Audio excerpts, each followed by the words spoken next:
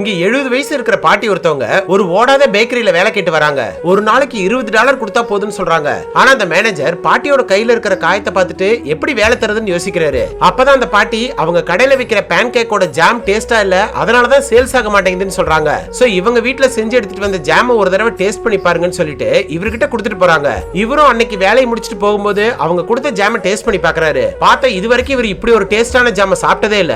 So அடுத்த நாள் அந்த பாட்டியை வேலைக்கு எடுத்துறாரு. அந்த பாட்டி ரெட் பீன்ஸ்ல இருந்து எப்படி இந்த ஜாம் எடுக்கிறதுன்னு ஸ்டெப் பை ஸ்டெப்பா இவருக்கு சொல்லி கொடுத்து செய்ய வைக்கிறாங்க. இவர் அந்த பாட்டி சொன்ன மெத்தட்லயே பொறுமையா ஊற வச்சு தோல் எல்லாத்தையும் சுடுதண்ணில போட்டு கிளீன் பண்ணிட்டு பக்குவமா ஒரு ஜாம் ரெடி பண்றாரு. அதை யூஸ் பண்ணி அந்த பேன் கேக்ல வச்சு விக்கவும் அந்த டேஸ்ட் எல்லாருக்கும் பிடிச்சு போய் சேல்ஸ் பயங்கரமா பிச்சுக்கிட்டு போகுது. இது வரைக்கும் அவ்வளவு கூட்டத்தை இவர் பார்த்ததே கிடையாது. அந்த அளவுக்கு சேல்ஸ் அதிகமா போகுது. இப்படியே கொஞ்ச நாள் ஆகுது. இவங்க ரெண்டு பேரும் அவங்க பர்சனல் விஷயத்தை ஷேர் பண்ண ஆரம்பிக்கிறாங்க.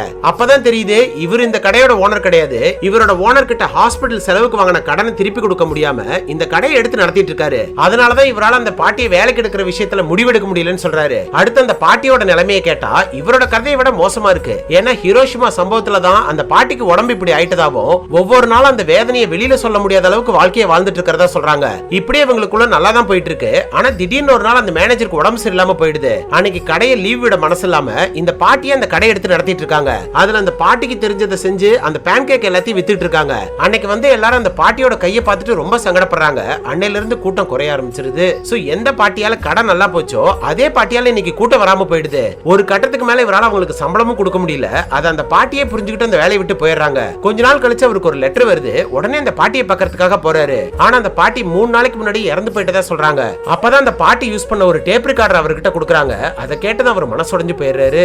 ஏன்னா ஃபர்ஸ்ட் இந்த பாட்டி அந்த கடைக்கு போனப்போ அந்த மேனேஜரோட முகத்துல ஏண்டா வாழ்றோங்கிற அளவுக்கு மோசமா இருக்கிறத கவனிச்சிருக்காங்க. சோ அந்த கடை ஒழுங்கா ஓடாதனால தான் இப்படி வாழ்க்கையை வெறுத்திருக்கிறாருன்னு தெரிஞ்சுக்கிட்டு அவருக்காக தான் அந்த கடையில வேலைக்கு சேர்ந்திருக்காங்க.